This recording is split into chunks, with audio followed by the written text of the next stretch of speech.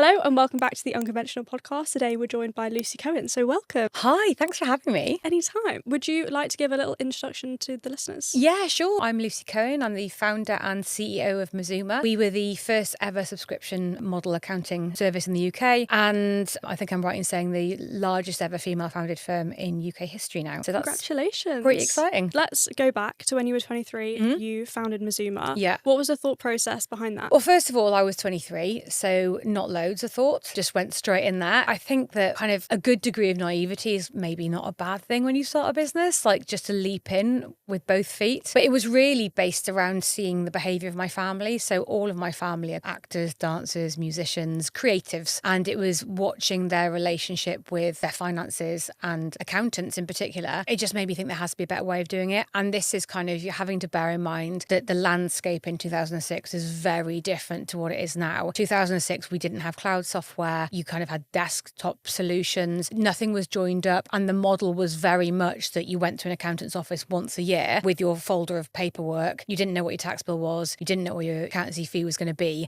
And then you panicked about it for the following kind of 9 months until you repeated it all again. So that was the kind of incumbent business model in accountancy. And I just saw a space for it to be ripe for disruption, essentially, which is what we did. We wanted a way to kind of get information to people more regularly. And at the time, it was, okay, well, we'll do all the data entry. So it was literally post things to us in a purple envelope. We'll do everything. And then we'll send it back to you with some reports. And at the end of the year, you'll get your accounts and tax and things. And honestly, that's still the model that we use today. You know, granted, technology's come on a long way. We built our own proprietary technology that runs a lot of this stuff now. But the fundamental message to business owners is shove it in an envelope. We'll do everything else. And that's it. Keep it simple. And so how did you start by getting your first clients? Because we all know some people don't like change. So from going into an accountant's office to putting everything in an envelope, how was that transition? Yeah, difficult. I won't lie, tricky, because people are skeptical of change. And it's very hard to be the first person doing something because you don't only have to make a sale like everyone else does kind of in the market, but you have to explain why you're doing it differently. Yeah. And as a 23-year-old woman in a very male-dominated space in 2006, when we also didn't have social media, very difficult to do. So it was just going to networking events and meeting people and then taking meetings and then having to explain why we worked the way that we worked and why it was better and kind of giving people a chance to experience it and then see the benefit of it, really. The number one question we used to get asked was, well, if this is such a good idea, why isn't everybody doing it? And my genuine answer even today is, I don't know. I don't know why people weren't doing it. But it's because it's, I think,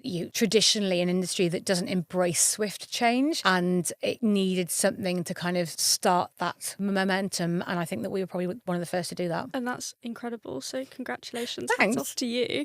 But what do you feel like was one of your biggest challenges in those early days? I was pretty certain we had good product market fit because we were providing the same end product essentially as everybody else with some additional bells and whistles and additional value added into it. It was about the education piece, about why what we were doing was worthwhile. And really, I suppose the perception of the rest of the industry, you know, whilst I've been around a long time now, you know, Mazuma's been going for 19 years now. Actually, people weren't very nice about us in the early days. The first business advisor I ever saw said it would never work and it was a terrible idea. And then other accountants at the time were kind of saying, look, this is giving accountancy a bad name. What you're doing is actually kind of not good for the profession. So we were met with a lot of resistance from a lot of places, and we just had to be undeniable because of that. So we had to be so much better than anybody else just to kind of tread water and stay in the same place. And that's, I think, has quite often been the theme of the company, in that we'll innovate, we push forward, and then people kind of start catching up. But it's really hard to be the first person to do something, because if you've got someone else doing something similar and it's comparative, you can sort of rub up against each other and kind of bounce off that competition. Very hard if you're a real front runner. That was certainly one of the most interesting things. Fascinating kind of from a business perspective, but very frustrating when you're starting a business and you're going, I just really need to make some money now. Yeah, exactly. And so how personally did you deal with that backlash? Probably in the same way that I always do, which is just ignore it. You know, I think that it's really easy to listen to external voices, and everybody already has enough self-doubt in your head. Like, no matter how confident you are, there'll be things that happen when you're running a business every day that make you doubt yourself. And you just have to learn to coach yourself out of it and to have something that counters that voice that says, oh, this is not going to work, I can't do it. And it was just like that, just going, no, I'm certain that this is the right way to do it. I know in my bones that this is going to work, and I'm just going to keep going. And then when it feels like you should quit, just don't quit.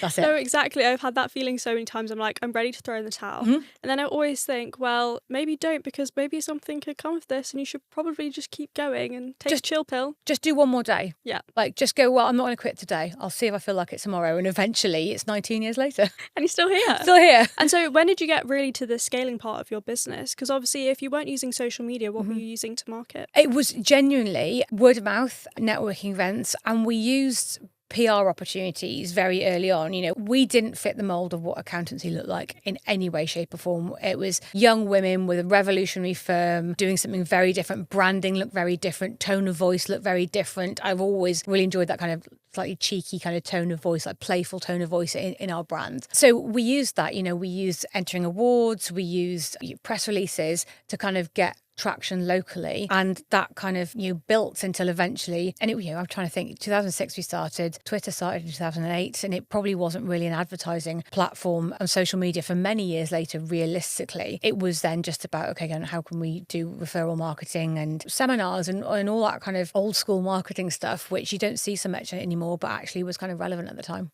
Exactly. And how did you find learning to manage a team and delegating? I mean, I'm not sure I ever have actually learned that. Maybe ask my team. Look, it's a challenge. Typically when you've bootstrapped a business or you've come into it really young, I've only ever grown up in my own business. So I have not had especially when I was younger, I didn't have the experience of seeing how other businesses run, watching how governance works or how organizational charts work or how you do performance review cycles or getting rid of the wrong person or even recruitment, all that kind of stuff. It was just kind of flying by the seat of our pants, and honestly just hoping. I've always had a good gut, and so hoping that my gut was going to take me, and kind of backing myself that whatever the situation landed in front of me, I could probably deal with it and I would find a way through it. It was just kind of having a bit of faith and doing that. And then I think over the years you start kind of understanding your own leadership style, and everyone's got their own leadership style, understanding what works, how to communicate, that you can't over communicate with people. As the founder, your brain will be going 100 miles an hour, and people quite rightly aren't going to keep up with that, because otherwise they'd all be founders too. It's just a different thing, and it's learning to hire people around you that are better at stuff than you and letting go of that stuff. Yeah. So I don't want to be the smartest person in my rooms in my business. I want to hire people who are better than me to elevate what we do and bring something to the table that I can't do. And now my space should be kind of forward-looking strategy, horizon scanning, kind of where the overall direction of the business is going. In terms of the kind of operational, departmental stuff, there should be people running that, and I'm just getting involved to help them execute on their strategy and having those things in. But that takes a long time to put in. Like, that stuff doesn't happen overnight, no matter how many books you read. No, of course not. And so we see now like more and more young people coming into accounting, wanting to start their own practices. What is some advice that you would give them? Know what your differentiator is. You're not selling a menu of services. You're selling whatever your unique ability is, whether that's the background you've come from, the industry you work in, the way that you service customers, or your niche, or whatever that's going to be. You need to have your differentiator. And I'm always a big fan of doing the one thing well. So like, pick your thing and keep honing and refining it. It's very tempting to be pulled off course by the next shiny thing. And we're in an age where revolution is happening so quickly, especially in the technology landscape, that it's very easy to be distracted by the new widget or toy. Actually, if I could give any real advice, it's be like, focus on what is going to deliver your product, and ultimately, if you're starting a business, your revenue. You need to pay your bills, and then keep doing that and iterating it. And a lot of it isn't fast, and it's not sexy, and it's not fun all the time. But what is fun is eventually when you look back over your shoulder and you've been like feeling like you've been in the grind, and you'll be like, for 9 months, 18 months, I don't feel like I made any progress. And then you sort of look back down the hill and you realise how far you've climbed. Yeah. And that's what you have to keep going for. It's not an instant gratification game. It's a long game. And just remember to invest in that long game. Yeah, and really like celebrating your small wins. I remember people said it to me at the beginning of my journey. I was like, please celebrate my small wins. Like, they're not even that great. And then I got like a year into it, and then I was feeling like despair. I was like, I feel like I haven't done anything. And then my mum was like, have you celebrated those small wins? And I went, no. And she went, well, that's where you're going wrong. I think running a business business in a few different places. But when you run a business, your best day and your worst day can quite often be the same day. And you have to balance that thing of having, oh my God, this is like a brilliant thing that's happened. And then something has like set on fire somewhere else. And you just have to like live in those two realities at the same time. And yes, you have to deal with whatever it is that's gone wrong, but you also have to take a moment to just pause and appreciate that win, because they very easily get drowned out by the constant melee of stuff that's happening around you. You do need to kind of hold on to those because they'll keep you going. Definitely. And you've said quite openly sometimes that you're quite addicted to work. Yeah. And you don't stop. No. Have you found any tips or tricks that help, not with a work-life balance, because I just don't think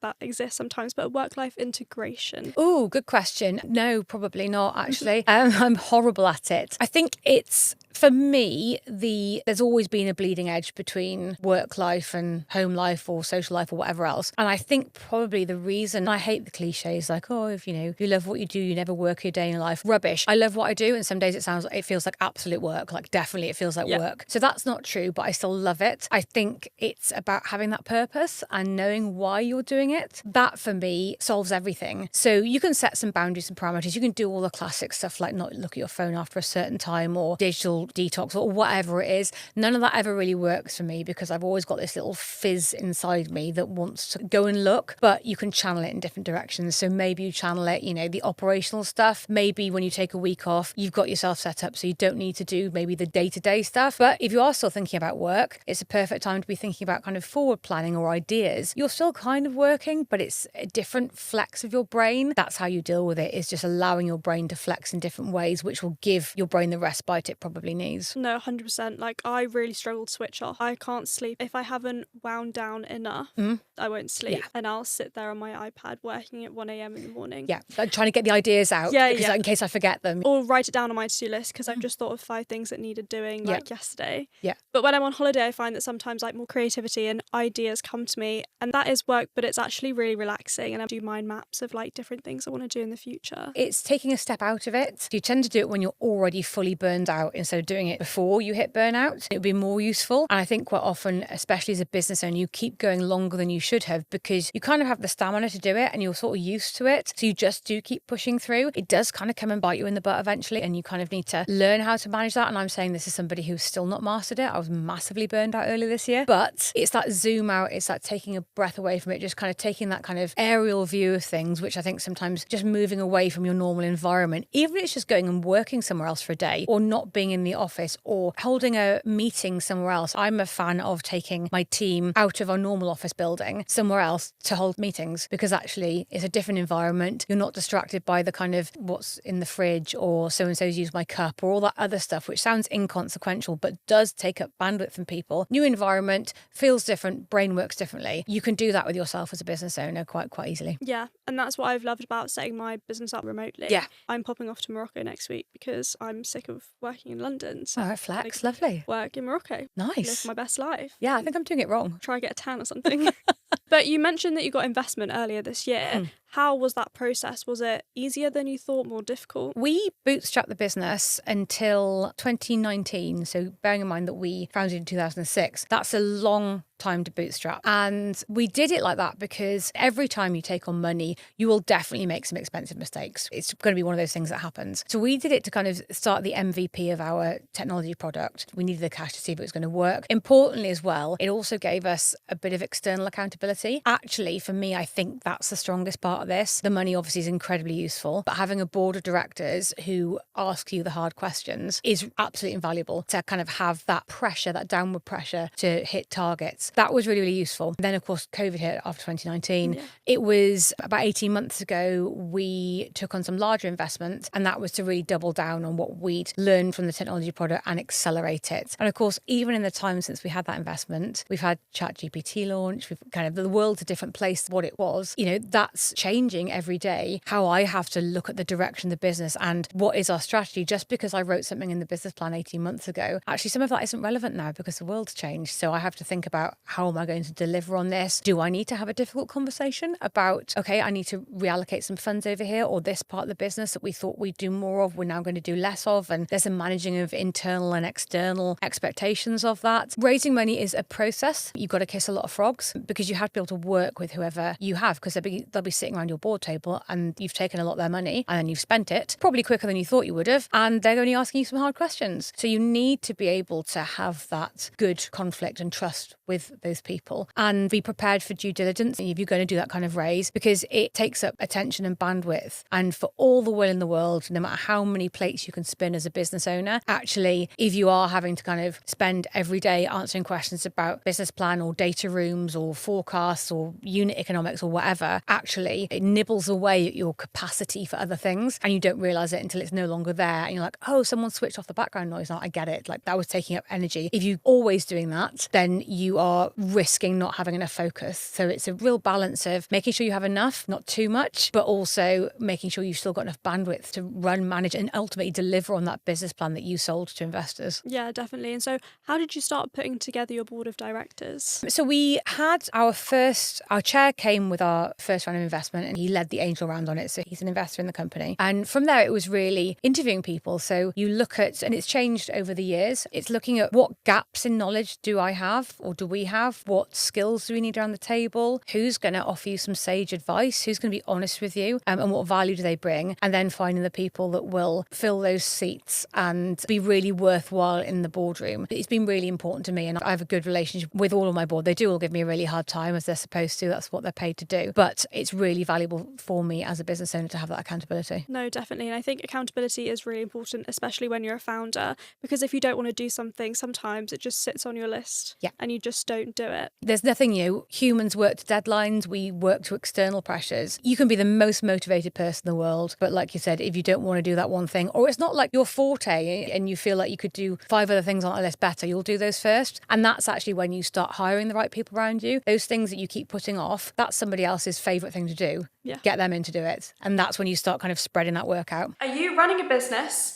Meet your new best friend, Sage Accounting Individual. Whether you're testing an idea, managing a side hustle, or running a full-time sole trader business, Sage makes digital record keeping a breeze. You can connect your bank, categorize transactions, and create professional invoices in seconds, and send them to customers in a click. You can even understand your profits, track who owes you money, and get your taxes sorted from your laptop or your phone. If you need a helping hand, you can get instant support from our Sage specialist via web chat, or connect with an expert accountant like me for expert business advice. With Sage, you can focus on what matters, growing your business. Join over 1.2 million UK businesses already using Sage. You can start for free today by visiting sage.com. Yeah, definitely. That's what we've started doing now, which is terrifying to me. Because when you've grown a company from such a young age and then you start like delegating bits, you're like, that's a piece of my baby I'm giving away. And it's like all I've ever known. Yeah. And sometimes you're like, well, I know I could do that quicker, so why don't I just do it now? Yeah. And you're like, no, it's all part of the process. And as you said earlier, people aren't as invested when they're not a founder, which is completely natural. But sometimes it takes a while for you to understand that too. Yeah, and it's also recognising, look, just because somebody can't do something as quickly or maybe even as well as you, it's asking yourself the question, does that matter? Because actually you can't scale past your 24 hours in a day. So once you've tapped out at 24 hours in a day, that's it. You can't do any more anyway. So something has to give. You have to hand something off to someone else, and it might not be as efficient as you do it, but is it good enough? And is it good enough to scale and replicate? And as long as the answer to that is yes, then it's the right thing to do. When did you start documenting your processes and systems to be able to hand over to someone else? Like, how long did you go for before you started hiring at the beginning? Our first member of staff, we probably hired after about 9 months, and we brought in someone as a part-time bookkeeper. And I remember thinking, oh, this is going to be great,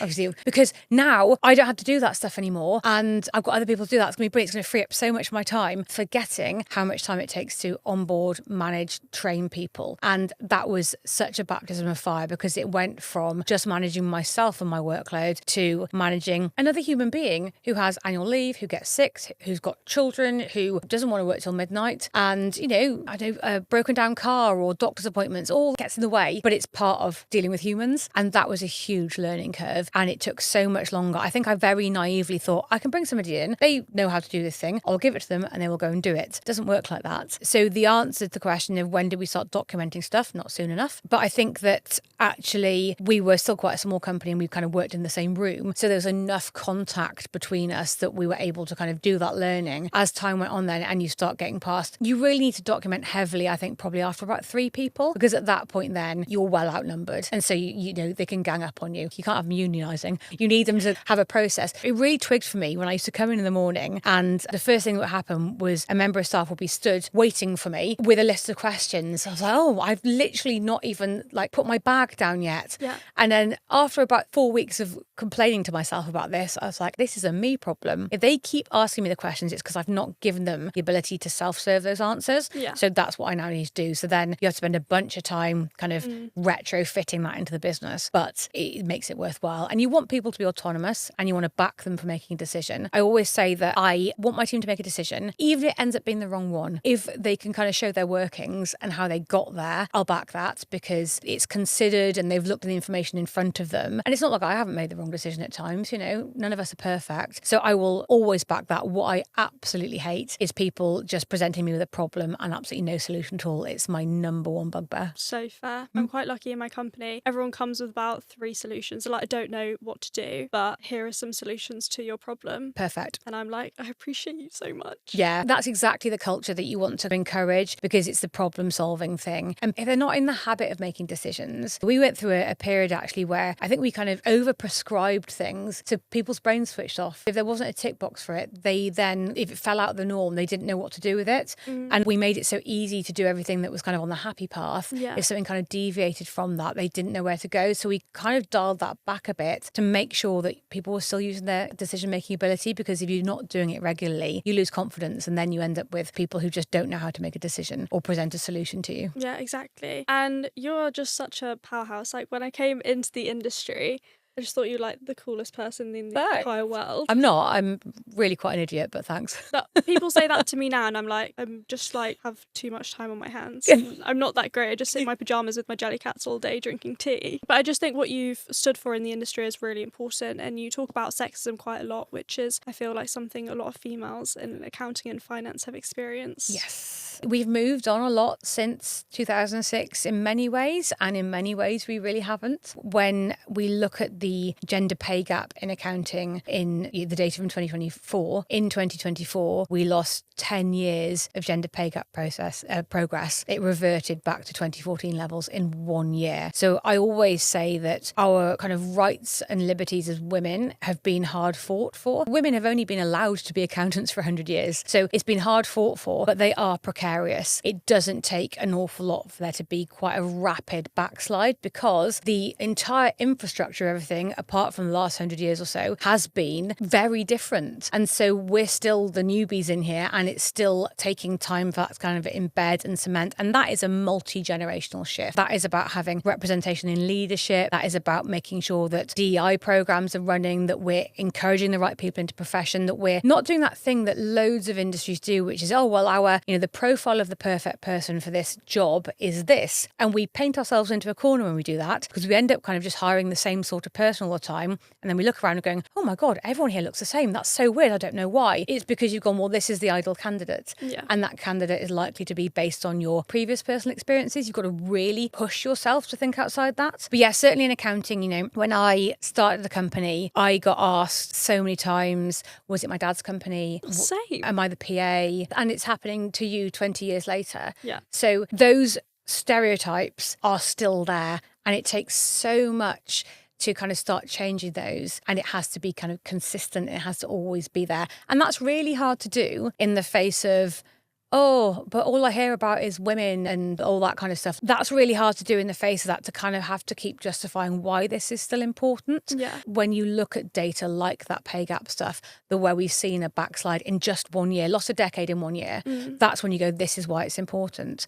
I think though, where I am now, I've always been, unsurprisingly, quite vocal. I'm not scared to say what I think. But, I've been around a long time now, and I've got my battle scars, and I'm, old enough and ugly enough to really kind of be undeniable in here now. Like I've done the thing that most people don't do. And so when I say this is the state of play here, you might not like what I've got to say, and it might be deeply uncomfortable for you to hear, but I'm speaking from a place of data and experience, and you can't really argue with that. Yeah. And I suppose where I see my position here is in a couple of ways. The first is that I feel like I am fortunate now that I have a platform, and I always feel like I should use that for good. I don't want to pull the ladder up after me. You know, feminism isn't a sole person sport. It's a team game, and we're all here to help each other. Just because one woman's successful doesn't mean that we all can't be. There's, you know, success isn't pie. There's plenty of it. And it's about making sure that, I suppose, there's still somebody there who's very happy to take those difficult questions, because I've seen and heard everything over the years and just nothing surprises me anymore. So I feel like there's a responsibility for me to do that, so that in 10 years' time, there should be a next generation of female firm owners coming through who go twice as far as me, twice as fast, because that's my legacy. I'm going to caveat that. I will feel jealous. When people overtake what we've done, I'll feel jealousy, but that's fine and that's normal. That's okay. But it will be because I've spent that time knocking those doors down so that people can run through them. And actually, I think that's going to be part of, well, hopefully part of my legacy, is that it's allowed the next generation of women to just go that little bit further. And if they will then do the same thing again, we make progress. Completely. And that's why I think it's really important to speak about it openly online. As you said, you've got a platform. And I use mine to speak about sexism all the time that I receive, online or in person. Yeah, it happens. Yeah, it does happen. And it does still surprise me that it was this bad. Before I started the accounting firm, I was like, oh no, maybe I'll have a little bit of ageism. Yeah. Fine. Yeah. Sexism, maybe a smidge. It was actually so much worse. And surprisingly, from a lot of younger people, I was expecting it to come from old white men. And it does, don't get me wrong. But it also is coming from a lot of young men as well. And that's what really stumped me. You can dig into this, but when you look at the kind of rise, we live in a very polarised world now, where you can't just be kind of moderate in the middle. No one is allowed to change their mind about anything or grow or develop. If you're in the online world, you pick a side and you double down.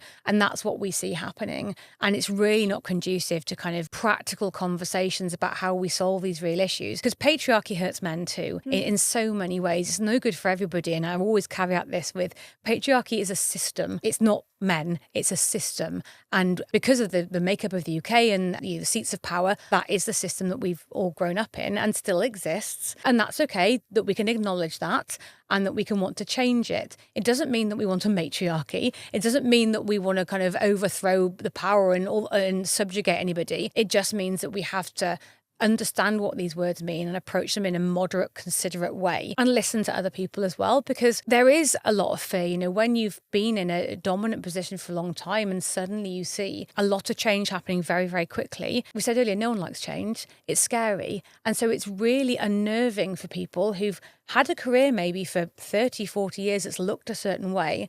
And suddenly, maybe the last 15 years of their career is going to look very different, and the place they work in is going to feel very different. It's terrifying.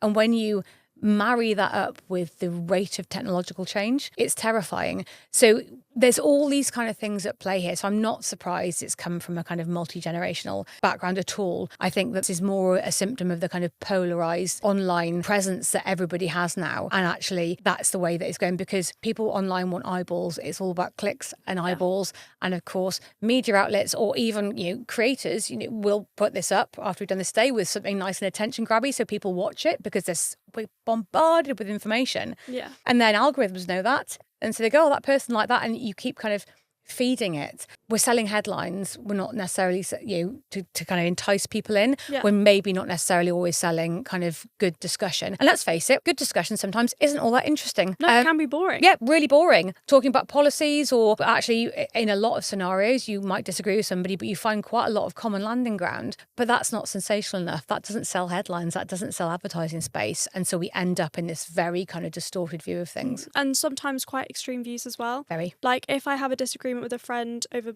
views, we go, that's fine. I appreciate and respect your ideas, and she'll appreciate and respect mine. And then we just kind of move on with our day. Yeah. It's absolutely fine. But in the online space, there's none of that. We can't agree to disagree. We've forgotten how to live and work with people who don't look and feel like us. And it's kind of very tribal nature, of course, was the problem we, talking about kind of sexism in accounting to begin with, is that an accountant, 15 years ago, if you Google image search the word accountant, there'd be a picture that came up and it would look like a kind of traditional, in inverted commas, accountant, how that looks. So that workforce looked and felt a certain way. And we've forgotten now how to be in an environment where we are around people who maybe don't have the same belief system as us, maybe don't have the same views as us, but actually you can find the commonality and we can all kind of rub along nicely together. We seem to have kind of lost that in the online world. And I think That's a real shame because I really value, I've got some very good friends who I have very different opinions with, and we have genuinely interesting, respectful discussions about stuff.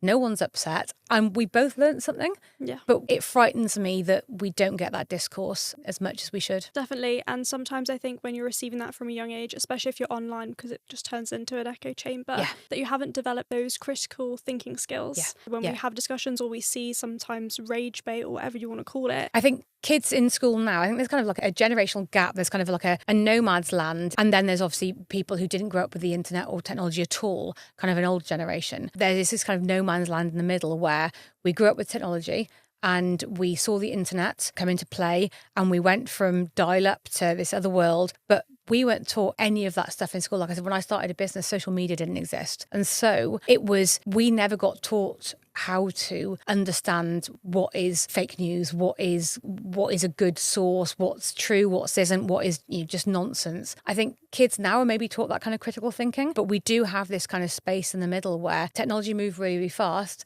and the rest of us just kind of like floundering. And so, of course, you believe the stuff online. I think I wrote a slightly tongue-in-cheek comment in an article I've written, which is, there's a generation of people who they're sharing on Facebook kind of lost dog pictures from Cincinnati from 2018. And it's because they don't understand that stuff isn't relevant anymore and they just share it out of the goodness of their hearts, but they can't figure out that it isn't real anymore. And that happens everywhere. And I think it will eventually fade out. And I actually think kind of younger generations are more skeptical about the kind of online world and maybe more able to curate what they look at. But certainly in the meantime, there's enough going on here that it's going to cause societal problems. Definitely. And obviously on TikTok and Instagram, there's been lots of influencers selling financial scams. Yes. What are your thoughts on that? How can we combat it? I think this is another symptom of a world that poorly understands the very viral nature of social media, the internet, whatever you want to call it, and also the responsibility that goes with that. It is a great power. You never know what's going to go viral. You could make the most off-the-cuff video and it just randomly goes viral for no reason. You can kind of figure out if in that video you've accidentally given incorrect advice or something, who's responsible for that? You're just a human giving your opinion to the world, but if people latch onto that and then take action off the back of it, that's a problem. If you are then knowingly doing it, that's a bigger problem again. I always want to say that the best way to combat disinformation is with kind of providing the truth, but that's not how the world works. People will believe the first thing they hear, even if later on it's proven to be incorrect. And that's how conspiracy theories spread and false information. But we are, as humans, we tend to believe the first thing we hear about a story. That's it. So the way to combat this is actually to get people to be able to assess what seems too good to be true, what looks like snake oil, and what is actually actual real. And that's where we go into a whole other realm of education around understanding how to figure out what is real content. We look at AI generated content now and it's scary that it can look so real. You look at some of the kind of deep fake stuff that's been done. The pace of learning needs to outpace what technology and AI is being used for. But that is a mammoth discussion for another day. I don't think we're going to solve that in any time soon. That is a mammoth task. Yeah. That would involve global governments having to figure that out. I don't think I can do that. Not now anyway. I'm busy. Too busy. Too busy. Amazing. And so what are your future visions for your company and for yourself? We are continuing to develop our technology products, which for me is all about just delivering the best kind of end product to our end clients in as efficient a way as possible. We have the ability to scale. It will continue to be doing the one thing we do really well and scaling that because that's what we do. It's a short sentence to say, but there's a lot that's going to go into doing that. So that's super exciting. And for myself, I'm currently president-elect of AAT, so I will take my presidential year in October, I believe it is. Exciting. And I get the chance to kind of, for the profession and for AAT, who are obviously very dear to me because I studied AAT right from the beginning. I've been AAT all the way through. It's the opportunity for me to kind of give back to that community. But also, like I said, I do have a platform. It's an opportunity, maybe not fix, but at least address some of the things that I think are wrong and to have the support of a very supportive accounting body behind me. Amazing. And so the last question is, what is a piece of advice that you would give to your younger self? I get asked this and I always give a different answer, but I might pick up on one which I think I said recently, which is just keep going. That's it. Just don't quit. Because in a year's time, you'll wish for today's problems because you outgrow them. And in 5 years' time, you'll wish for 5 years ago problems. The size of your success is measured by the size of your problems. And I think that's something worth remembering. There's nothing so far in life that has literally killed you. So you will probably survive this next thing too. You just have to keep having a bit of faith. Amazing. Thank you so much for coming on. You're so welcome. Thank you.